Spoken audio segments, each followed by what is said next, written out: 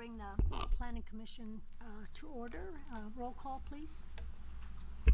Chair Hedges. Here. Vice Chair Azevedo. Here. Commission members Askey, Here. DeLapp, Here. and Member Jafarian is absent. Thank you. Please stand for the Pledge of Allegiance, and Janet, will you lead us? Thank you. Allegiance to the flag of the United States of America and to the republic for which it stands, one nation, under God, indivisible, with liberty and justice for all. Thank you, Janet. The appeal notice will be read by, are you, Alma?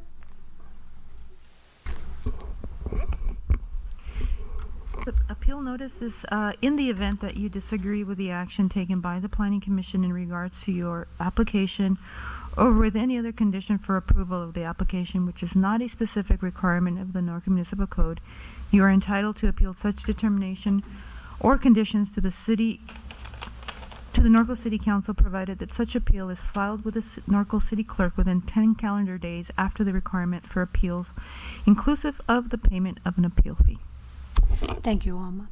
We'll now go to public comments, and this is the time that people can get up and speak on items that are not on the agenda. Do we have anything, Lacey?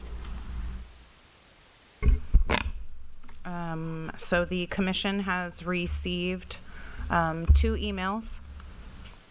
You were also given an attachment to one of the emails that came from a Craig Bennett. They're related. Yeah. Yes. Yeah. Yeah, they are related to what we're My doing. apologies. It's all right. Do we so have any sorry. cards for public comment for anything else? I don't. Okay. All right. Well, we didn't have to open it or close it. So we'll go into 2A. Is this yours, Josh? Thank you, Commissioner Chair Pat and fellow commissioners. This is a discussion on the consideration of a new city ordinance that will regulate short-term rentals within the city of Norco. Just to get you right off the bat thinking of Airbnb, VRBO, something of that nature, something along those lines. Short-term rental is defined as the rental of any legal permitting dwelling unit or portion thereof for occupancy for dwelling, lodging, or sleeping purposes for a period of no more than 30 consecutive days. The city experienced a presence of these short-term rentals over the past few years, and we came up with a list of considerations. This is more of a discussion, open discussion. We're trying to get feedback from the commissioners on what we think would be the best thing to include in this new ordinance for short-term rentals. And we list 16 things here. They could be all, they could be some, they could be none of these, they could be your own. The point is just to create an open dialogue of all the commissioners, get some feedback on what you guys would think would be the best recommendations for this new ordinance in regulating short-term rentals.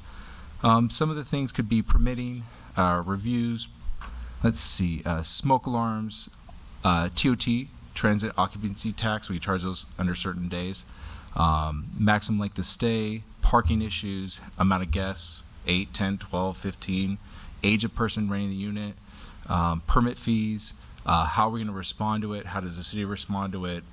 There's just all kinds of a myriad of different ideas and discussion points that we could talk about. Many local cities nearby have adopted regulations to address concerns with these short-term rentals. Staff has spent time reviewing these regulations.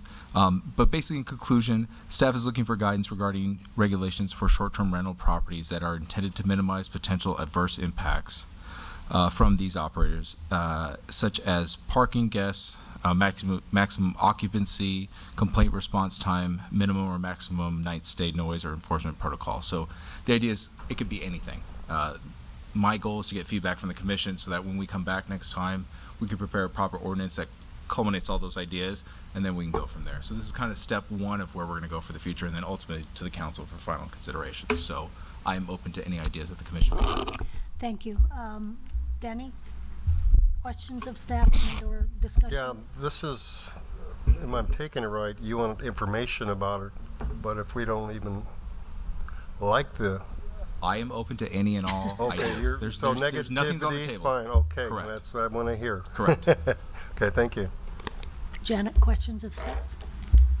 I don't know so much a question. I mean, you know, you're talking about Airbnb. You've got these rentals within residential areas. And I'm thinking the same kind of requirements are imposed on hotels need to be imposed on these types of so-called short-term residency.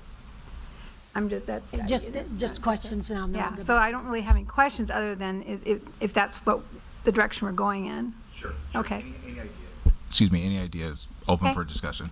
Thank you. Yeah. Mark, questions of staff? Well, as somebody who's used Airbnbs and VRBOs around the country, I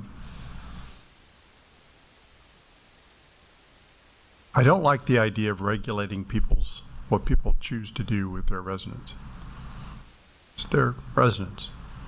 Now, that said, I do think a business license would be appropriate, because if they're operating a business, it should be registered and licensed under a business license. But these are not hotels. There are plenty of laws and ordinances about noise and problems, and people can call the police, and there's laws to be followed. I'm just don't like the idea of overregulating people's residences. If they want to do this because they need some extra money, as long as they pay their taxes and file the appropriate business licenses, I think they should be allowed to do it. Okay, thank you. I have actually no questions of staff. Do you need public input on this? Do you want me to open it up for the public? You have cards. Okay, well, we'll open the public and let's go ahead and Bonnie Slager.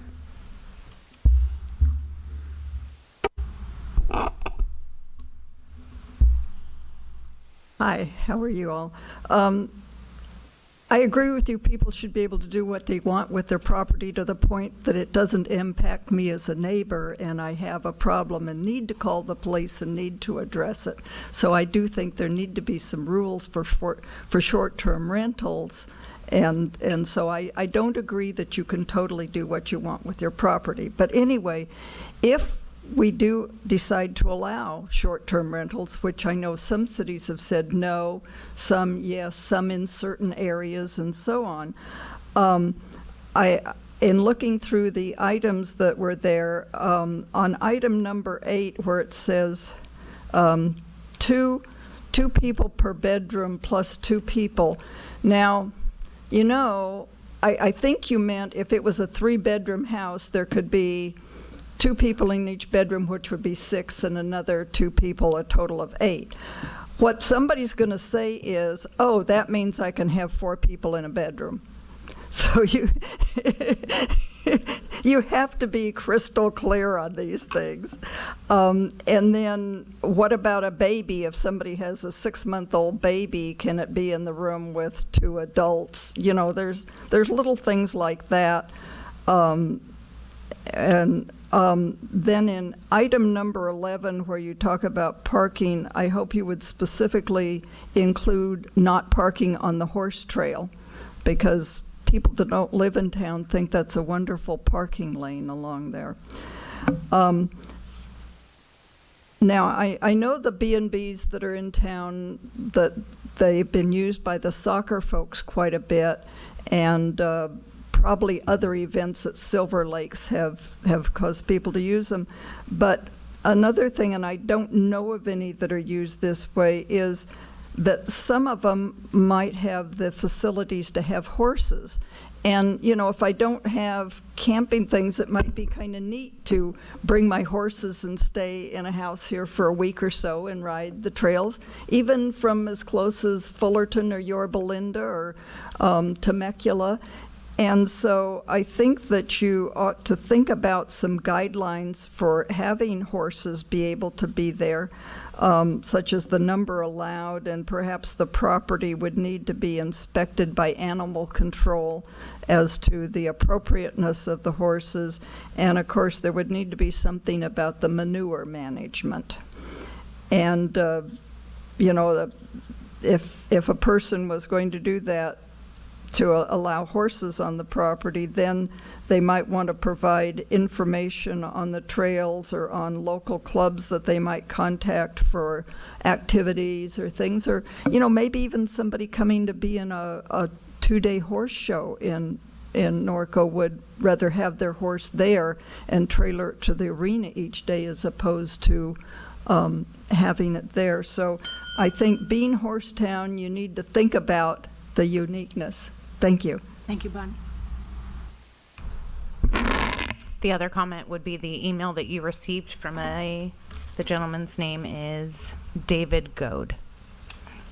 This can be under discussion too, We're gonna- Yeah, we're going Yeah. to, so, okay, And that's all I have as far as public comments. we're going to close the public part and bring it back to us. So, yeah, discussion. I know, Danny, you were saying that Costa Mesa. Yeah, has- yeah, we have them, I'm involved a lot of times with these in Costa Mesa. We have the same similar thing. We're a little bit different town, quite a bit different. I can compare, it'd be somebody buying a half acre and 3/4 and he's saying that it's your property, you do what you want. Right now, we can't run businesses out of that. We're telling a person you can't run a business out of your backyard. You got, and we do that all the time, people do. So right there, you're going to the point you're telling a guy what to do with his property. Another thing, keep forgetting all these ADUs, all these trailers. Now you're going to have people on there coming, train different people every week on them. Why wouldn't they just be 55 and over, move into the back trailer and rent it out every one? They'd make all their payments. There's a business, and I mean, it can get out of hand. And they can have an ADU that's not attached. Is that part of the house? They could just rent the house out and sit in an ADU. I just think the noose is getting tighter and tighter in Norco. It's choking what we have here. I don't want it to look like Costa Mesa. I don't want it to be like Costa Mesa. And I see the problems. I went there 3 times because the owner had done work without a permit. Each time I went till I realized what it was, they had a different person when knocked on the door. And I go, what's going on here? And then I found out what it was. And then it was happening everywhere in our town, everywhere. So I've seen the, everybody like to make more money. Yeah, who wouldn't? But at the causing your neighbors, like this right here, this guy right here, the guy that wrote this, I went to school all the way from junior high. I know him really well. He was a fireman here, a captain and everything. And I understand where he's coming from, and because he's been here as long as I have. And I just don't want it to see this. It's bad enough, I tell you, the ADUs just, having the trailer for the elderlies, yes, in which you could live. But it's sad to see the town go down the way it's going. So I'm totally against it all. Janet? Yeah, I agree with Danny. I mean, oh, sorry. Airbnbs, anytime you have short-term rentals, I understand where you're coming from as far as people want to do what they want with their properties. However, you have transient people coming in and out of these properties. They come from all over the world. I mean, you have people come from all over the world. And there has to be regulations, much like hotel staying. There has to be, for all kinds of reasons. Health and safety, occupancy regulations, all that. It has to be monitored and it has to be supervised. But do you want it in a residential area? That's really the key. The key.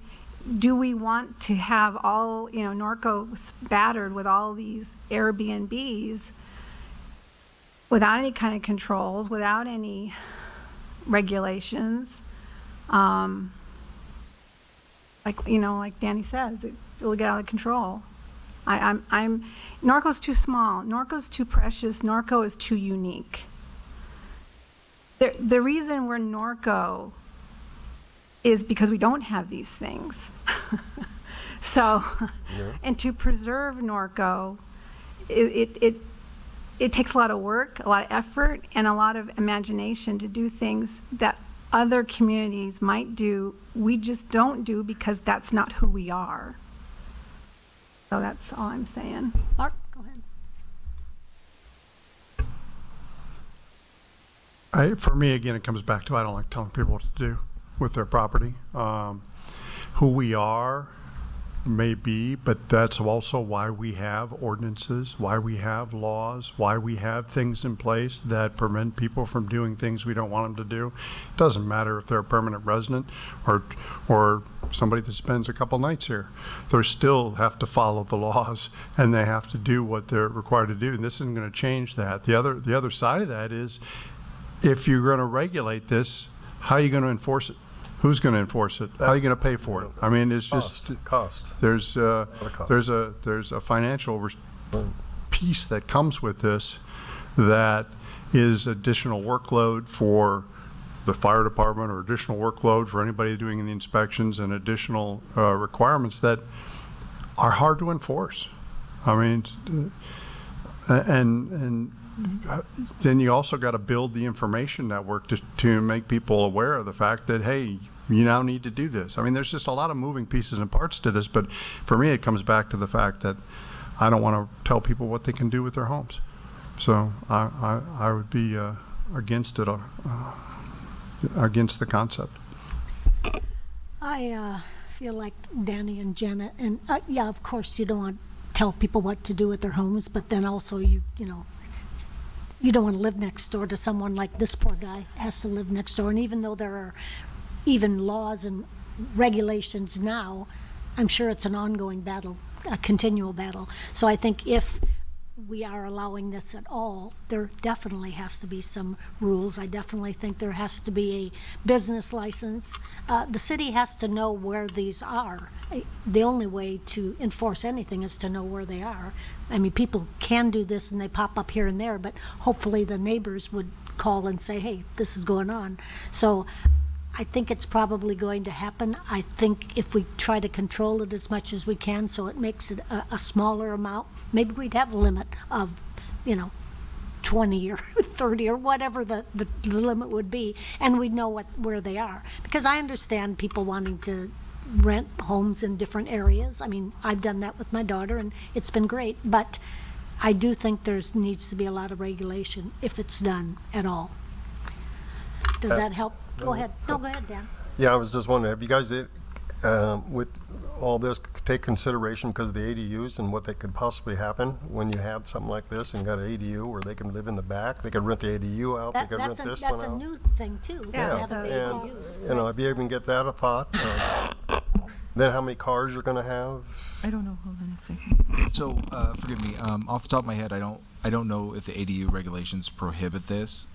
I don't know if this is something we can implement with ADUs. The intention of ADUs. Excuse If me. I could add something to this, we are not bringing this to you because we want to encourage or allow this activity.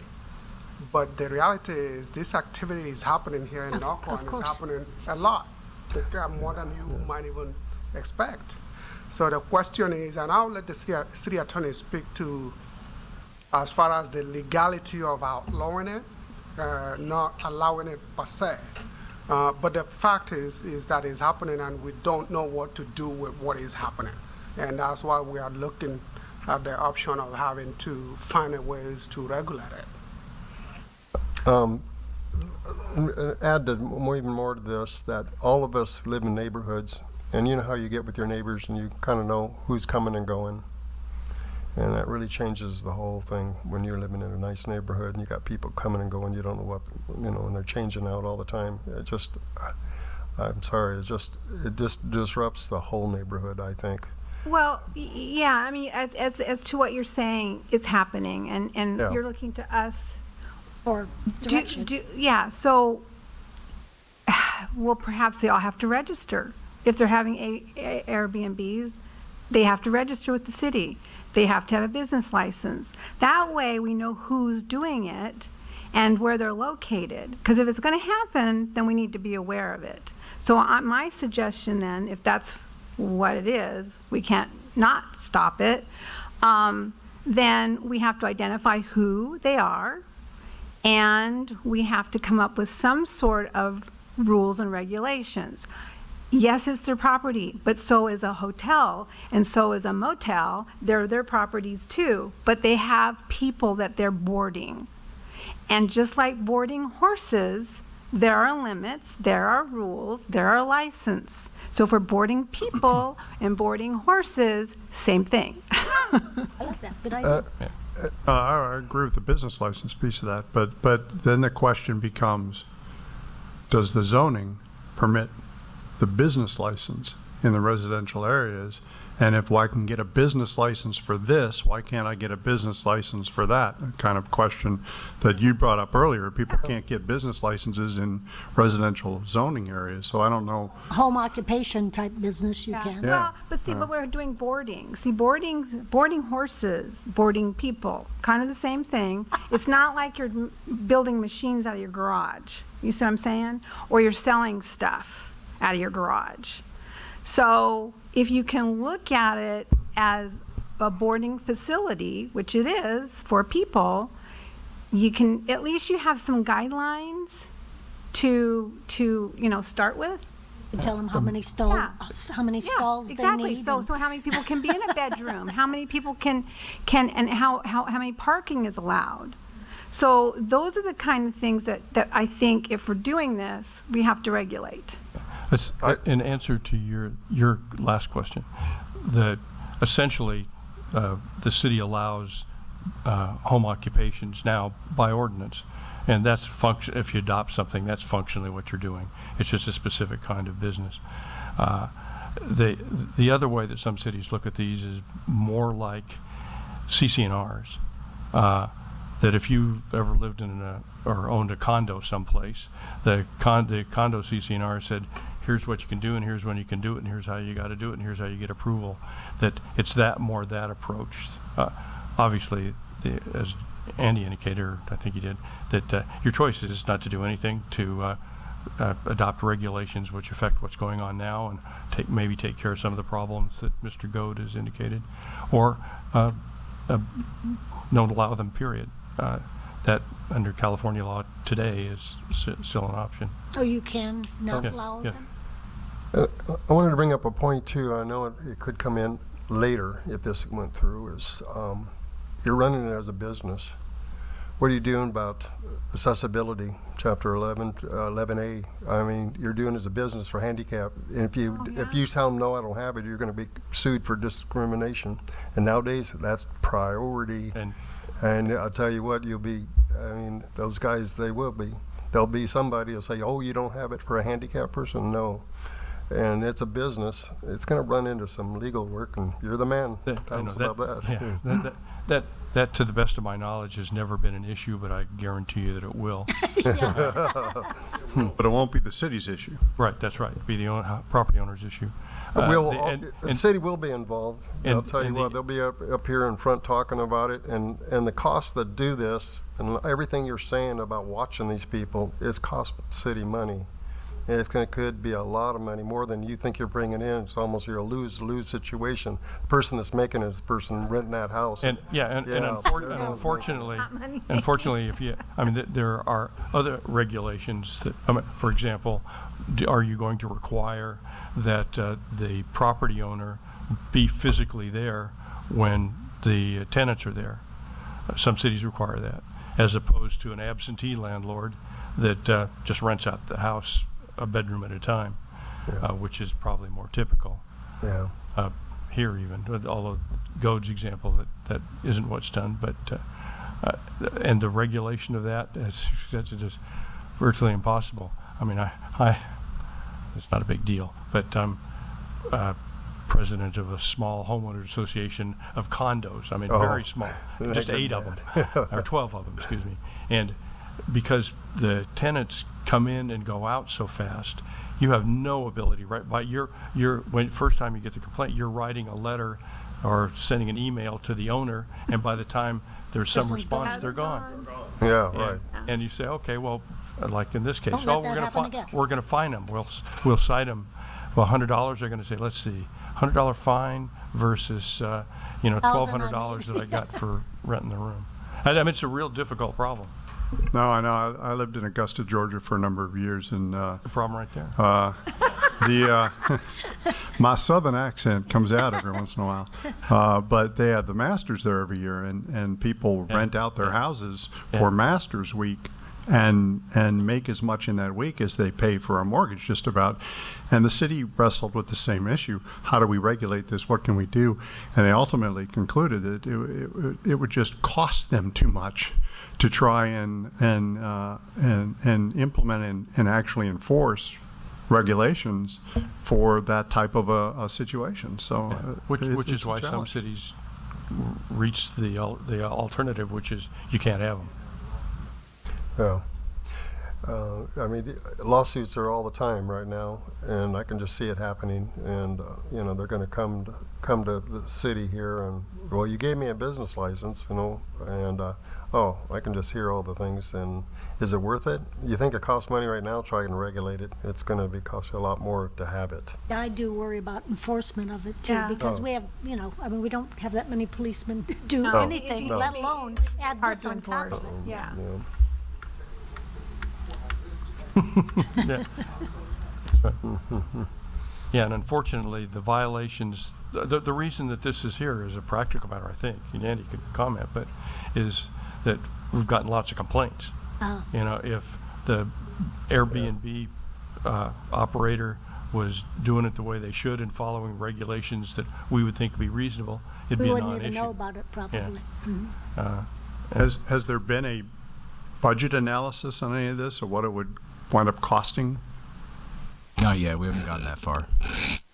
Again, the primary reason is to provide some rules, assuming that the city wants to allow this. It's a health and safety issue. Yeah. And, Well, we can't just act like it's not happening and don't do anything with it. If we want to go ahead and outlaw it strictly, then I'm telling the city attorney here, and it's been, He's gonna Yeah. be busy. the attorney that's come to him, and we are yet to litigate any one of them. So, Yeah. Well, we're gonna because we have no rules. Yeah, so because we have no rules. yeah. But if it was against the rules, you would have a leg to stand on, correct? And yeah. The other approach that I expect a city like Norco would take is that we'd adopt rules, recognizing that we aren't going to go out, just like we don't go out anywhere and do inspections to make sure they're complying. Norco has a complaint-based Yeah. code enforcement process. Totally. So when Mr. Goad calls, the city can look at their regulations and say, yep, can't do that. Then you can go to his next door neighbor and say, here are the rules in case you didn't know them. And if he doesn't comply, then we can prosecute. Yeah, this kind of, because I work with this daily as flippers in our town. Oh my gosh. And what happens when they do get caught, they go, and it costs them so much time and money. He says, this is the reason why we don't get a permit. Because you got all these regulations, you got to go get a permit, you got to do this. So that's why we just do it and take our chances. Same thing's going to happen with them. You got all these regulations and everything. We get caught, oh, slap me on the back and I'll keep going. Then we'll, like that. And that's what's going to happen. They'll be just similar like a flipper that takes their chances, makes a lot of money until they get caught. And because when they start seeing all this that they have to go by, they're going to say, oh, I don't need a permit. I don't ain't going to get nothing. And the only plus of having regulations in that case is that at least you have something that if you Yeah. get complaints and they're really bad, you can prosecute. Right now, it's hard. Yeah. Yeah. Boy, I don't think you got much, did you? Your direction. I got a little of this and that, but just for clarity, it seems like Commissioner Acevedo would prefer the answer of not allowing them in town. No, not with, if this was going back where we didn't have all these other build-outs that we were going to put on and everything, no. Including when you're going to have ADUs and the trailer in the back, oh my gosh. Where's the horses going to go? Front yard, because they do have sunbird once in a while in the front yard. Commissioner Delap was okay with regulations, if I'm correct. Commissioner Hedges, Chair Hedges, same thing. Yeah, I'm okay with regulations. I actually prefer not to have them at all, but I don't think that's a reality. Okay. Yeah, Yeah, yeah. Same here Then too. You got Commissioner to have them. Heskey, You got to have regulations. Give me. I got to say that the one positive thing about not having them at all, as Danny says, they're going to continue to operate with it, even if they're unlawful. But at least in those circumstances, I can go to court and get an order from a judge which says you may not operate. Right. Okay, so if we actually Opposed just to say it you trying to can't have convince a them. judge, give me an order which says, well, you got to follow these rules in the future. But if we don't allow them, that you have a leg to stand on. That might be a good option. Yeah. You know, the other thing I'd like to point out is that if we do set up a process and we define what the rules are we going to be encouraging people to get a trailer on their property Yeah, or you're an ADU or something to go into this business venture? That's true, that is true. The one, I mean, that's obviously an issue. The one reason why some cities require that the person live there, not unlike ADUs. If it's a junior ADU, you have to be an occupant of the house. You can't rent out everything. That people really, except for Gode's neighbor, don't want to live in one room of their house and rent to others while they're there. That's really the vacant houses that are the biggest issue. Right. Did you get enough information? Kind of? Just for my own clarity, maybe a consensus, a yes or no? That Okay. we want to, because Okay, if we choose to not allow them, that's one direction, or if we choose to allow them, then it's going to be regulations and All right, Right. Danny. all that stuff. That's how I So feel, yes yeah. or no. All right, let's- Okay, A lot of them, all right, let's take a yes or a no. Danny? no, I prefer. Janet? no. Mark? Yes. Me, no. Thank you. You're welcome. Okay, well, we'll move on to 2B.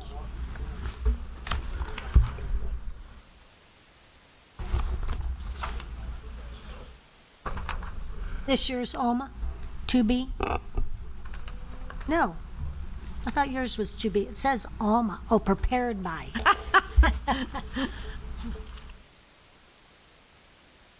It is you. Okay. It's me.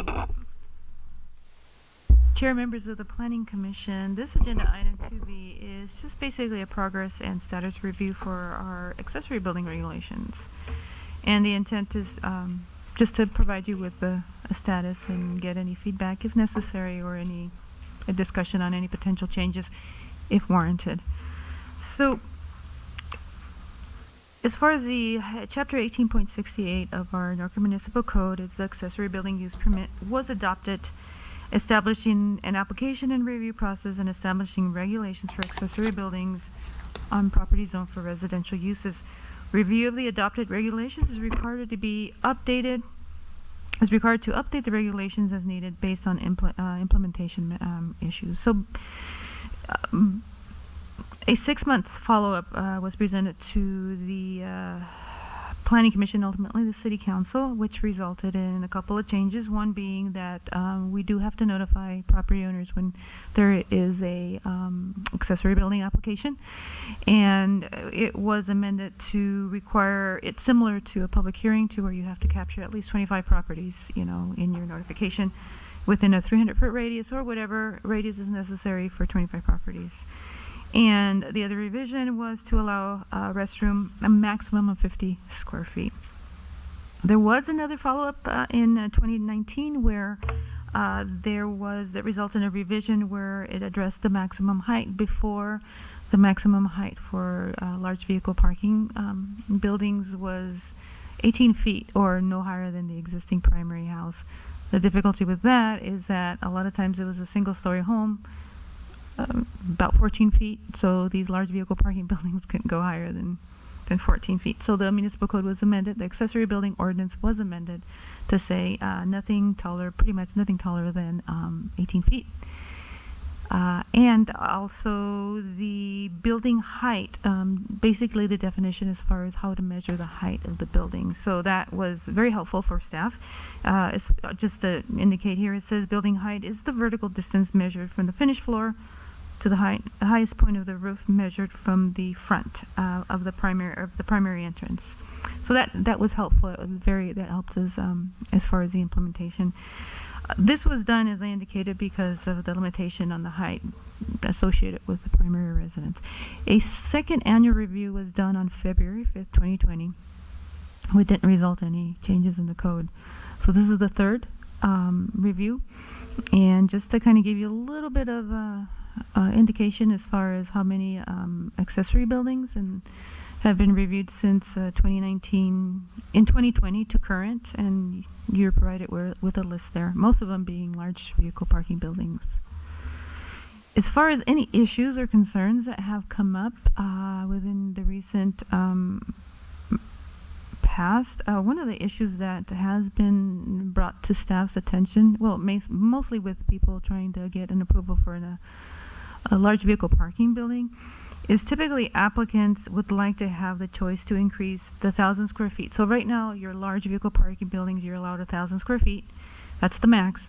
And in addition to that, you're allowed 400 square feet, basically at a smaller elevation, no higher than 14. So what we're seeing is because people have, large amount of vehicles or whatever they have to, and they can't fit them within the 1,000 square foot area. So they would like to go with the additional 400 square feet, at the same height, like the 18 feet. So where you're getting an accessory building at 14, no larger than 14, which is the max, but they have the option to go higher in the 400 square feet.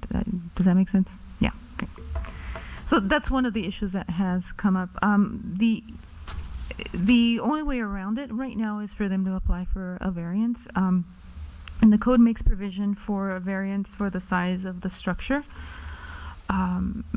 Unfortunately, based on some of the criteria here, it's been very difficult to find justification for a variance because, there has to be some unique circumstance surrounding it. So that's one of the issues that has come in the recent past. As of right now, we don't have any recommendations for any changes. It's basically more just to present a status of the accessory building ordinance and just kind of let you know some of the issues that have come across and, whether the Planning Commission wants to give any directions for anything that they want us to look at, any changes, or whatever is felt necessary. With that, I will conclude this report. We'll also go to City Council for their information as well.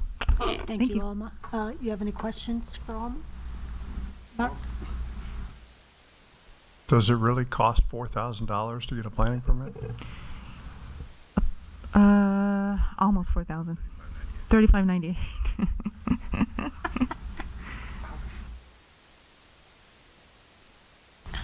Any questions for, questions? Danny, any questions? No, I don't have any.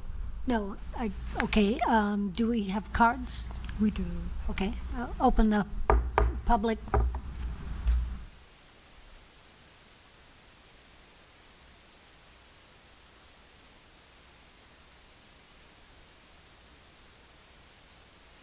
Do we have any cards? I do. I'm sorry. Okay. Did you already run through everybody already? Yep. We're fast. Cool. Back to you. I had 2 emails from Craig. You have one in front of you. However, he is going to read his own email to you. Okay. So that is the only speaker card that I have is his. Okay. Come on up.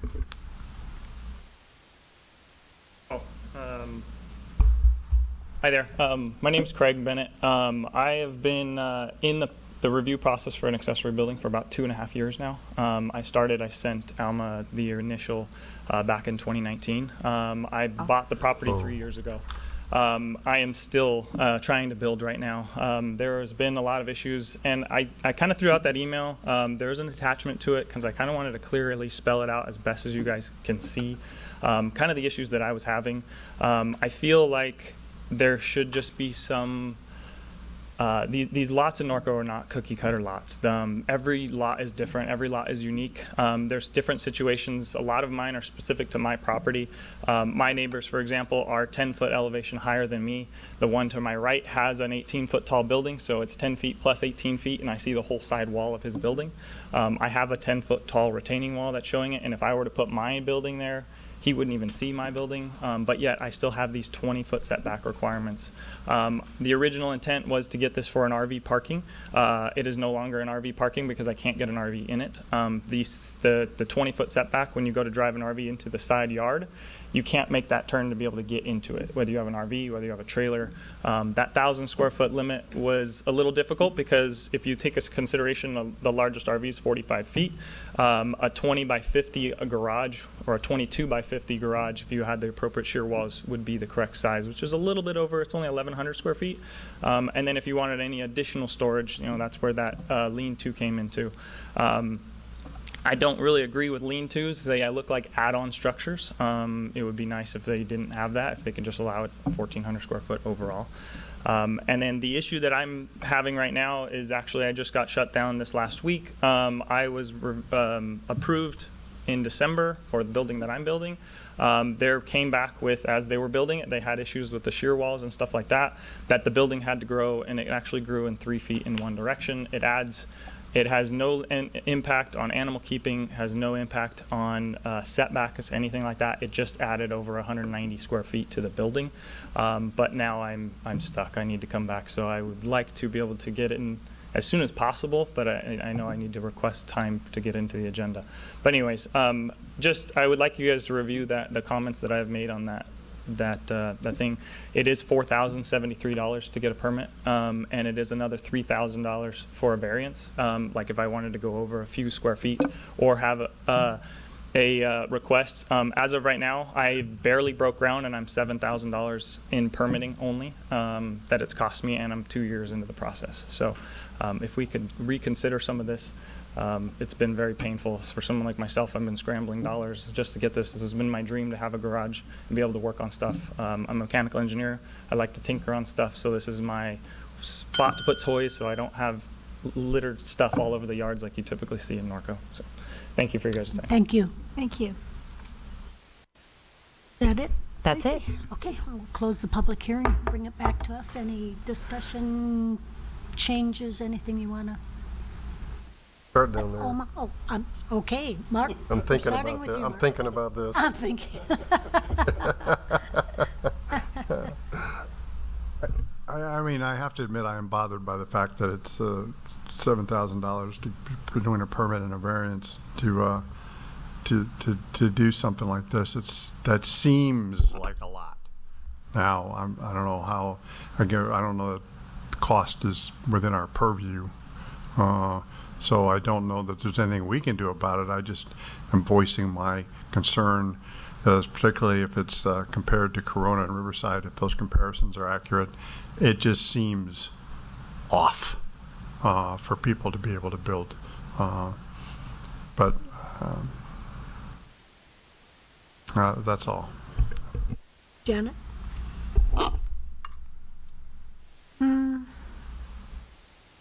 I don't have any comments right now. Danny, you've thought. It's up to you now. I don't want to know if I want to go my route. Yeah, I'm always against the high cost and what it costs you for something like that. It's amazing to me. I can see where his predicament. I'd like to know why it takes 2 years for him to come through and finally get a permit. I'd be interested in why. God. I don't know, it seems an awful long time for anything, to take a poor young man to have to wait that long and then find out, on the building. What he was talking about the location. I've always talked, when I've been up here, since I've been up here, I've always said location means a lot. You can determine what you're going to put on there, where you're going to do it, and how. And I think that makes a difference on setbacks and everything and trying to. We're here for the people to try to accommodate them what they have. And if they have an irregular lot, we still do that even now. We let them build on irregular lots. But the whole thing is the location and what they have for it. So I think you have to feel for the people what they're dealing with. But the money, it's one thing we can't have much to be able to say about that. But I do feel sorry. That is a lot of money before you have broken ground. But I could go on and on, but that's I'm done. Very important. I'm happy with Have to pay for those city building inspectors. I'm happy with the regulations. I heard you pay cheap anyway, so I don't know. There's low rates. I'm Yeah. happy with the regulations we have so far. I think the way we've developed them, it really has made a difference in the city because, you know, a few years ago, we were getting these giant barns, quote Barns, unquote, that weren't yeah. barns. So I think we really have done a good job. In this case, you know, even though a variance costs money, if it's in a regular lot, if it's a different way of putting it in there, then that's what we have been doing and actually been successful at that. I wish it didn't cost so much either. I wish I had a magic wand that we could make it less.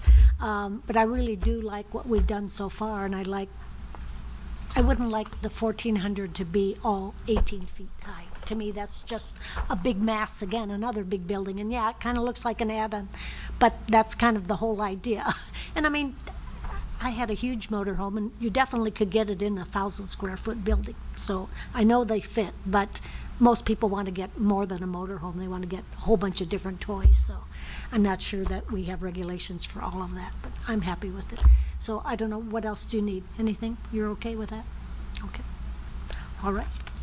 Then we'll move right along to 3A. Thank you, Chairman Hedges. This is a request for an accessory building being proposed is a 3-car garage, 600 square feet. The building has been analyzed in accordance with the criteria for large vehicle parking building under Chapter 1868 Accessory Building Permit. This item was continued from the last Planning Commission meeting. The property is developed with an approximate 1,700 square foot home with an attached 500 square foot garage and a 427 square foot pool. There's an additional 4 small structures that total 626 square feet. So just give you an overall idea of the site. The particular garage, the building is proposed to be a wood frame construction with a wall height of 10 feet and a total height of 14 feet 6 inches at the peak. The building is proposed to complement and match the existing home. The proposed building materials, finishes, and textures will match the existing residence. The building is being proposed at the rear of the property, approximately 100 feet from the house. The proposed structure is approximately 20 feet from the side yard property line, and it varies from 10 to 12 feet at the rear property line. 50-foot access to the building is proposed from the northeast side of the home. Staff analyzes a very myriad of different things. You'll see in the table of those items, it matches all things and complies with all sections of the code in that respect. The Architectural Review Committee had no concerns on the architecture of the project, and this project is exempt from CEQA. Along with the review of the standard requirements, the Planning Commission will have to determine if the design of the building is acceptable as determined by the Architectural Review Committee, if the proposed building will impact the animal keeping potential of the lot, and if the building will impact the views of adjoining properties. Resolution of approval has been attached for the Planning Commission's consideration, and the applicant's also in the audience if the Commission has any questions. That concludes staff's presentation. Thank you. Thank you. Questions of staff? Janet? No, I have no. Not at all. I have no questions. No. Danny? Mark? No. My only question is, where they have the animal, you're having the animal keeping area, the feed storage building and the doghouse and the playground is part of that, or no? It was a little confusing. Forgive me, Commissioner, I didn't hear that. I Okay, was opening the paper. the question about the animal keeping area, it looks like there's buildings in there. There's a feed storage building, is that part of where the animals would be kept? The doghouse and the playground? No, that's not a part. The area for the animals is kind of an L shape, kind of a zigzag, but it's all those items are separate from the actual animal keeping area. Okay, wait, so the animal keeping area is the dotted line? Correct. The heavy dotted line? That is correct. Okay, all right, that was my only question, thank you. Open the public hearing. I have no cards. But we have the applicant in the audience. Would you like to speak, please?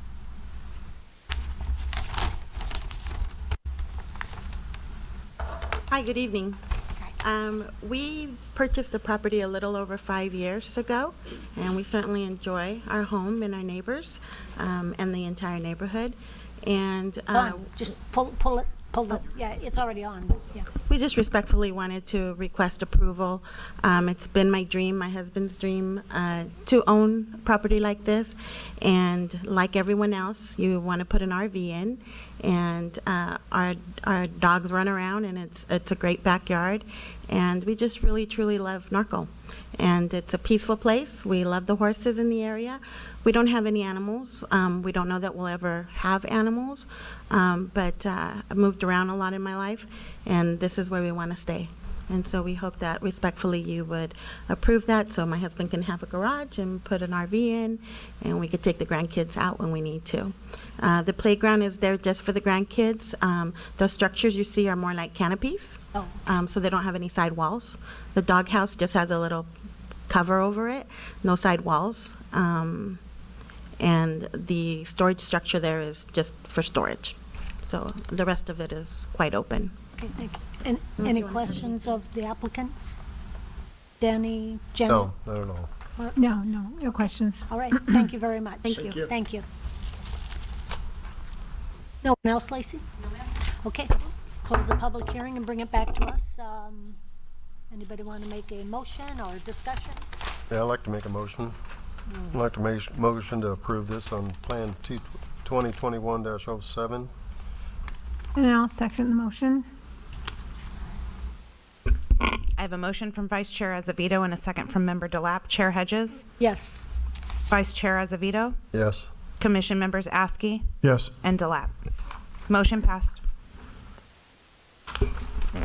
Okay, I think that's it. Any communications? Any? Okay, we're adjourned.